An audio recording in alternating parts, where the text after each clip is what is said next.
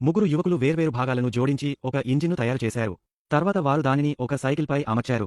ఇదే ప్రపంచంలో మొట్టమొదటి హార్లే డేవిడ్సన్ మోటార్ సైకిల్. దీనిని స్టార్ట్ చేయడానికి సైకిల్లాగే ప్యాడల్ తొక్కవలసి వచ్చేది. చివరకు ఇంజిన్ మొదలవగానే వారంతా ఎంతో ఉత్సాహంగా ఉన్నారు. మొదట ఆర్థర్ దీనిని నడుపుతాడని వాల్టర్ ఆర్థర్కి మాట ఇచ్చాడు. ఆ రోజుల్లో ప్రజల దగ్గర కేవలం సైకిళ్లు మాత్రమే ఉండేవి. అందువల్ల ఇంజినున్న సైకిల్ పట్టణం గుండా వెళుతున్నప్పుడు ప్రజలు ఆనందంతో కేకలు వేశారు.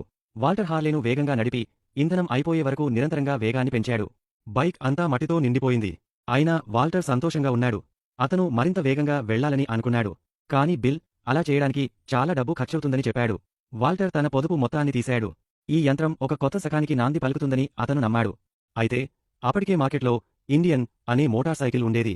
అందువల్ల బిల్ ఒక కొత్త ఇంజిన్ను డిజైన్ చేయాలని నిర్ణయించుకున్నాడు. సరిగా అప్పుడే బిల్లుకు విశ్వవిద్యాలయం నుండి ప్రవేశపత్రం వచ్చింది. అతని దగ్గర డబ్బు కూడా అయిపోయింది. ఇప్పుడు వారి ఇంజనీర్ వెళ్లిపోతున్నాడు. ఆర్థర్ మాత్రం పట్టు వదల్లేదు. అతను మొట్టమొదటి హార్లేను ఒక రేసులోకి తీసుకెళ్లాడు. కాని రేసు ప్రారంభమయ్యే ముందే ఇంజిన్లో మంటలు చెలరేగాయి. గుంపు నవ్వడం మొదలుపెట్టింది.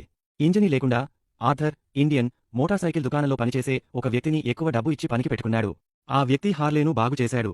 తర్వాత వారు మళ్లీ ప్రయత్నించారు. అంతా సిద్ధంగా ఉంది. కానీ న్యాయనిర్ణేత బైక్ రేసు కోసం చాలా బరువుగా ఉందని చెప్పాడు. అందువల్ల వారు బైక్ను రేసు నుండి బయటకు తీసుకెళ్తున్నట్లు నటించడం మొదలుపెట్టారు.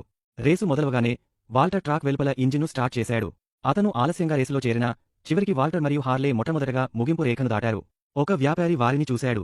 అతను వారి ఉత్పత్తిని పెద్ద ఎత్తున తయారు చేసి దేశవ్యాప్తంగా ఉన్న డీలర్లకు విక్రయించాలని అనుకున్నాడు. ఆర్థర్ తన సోదరుడికి ఒక $1000 చెక్ను ఇచ్చినప్పుడు కుటుంబం మొత్తం ఆశ్చర్యపోయింది.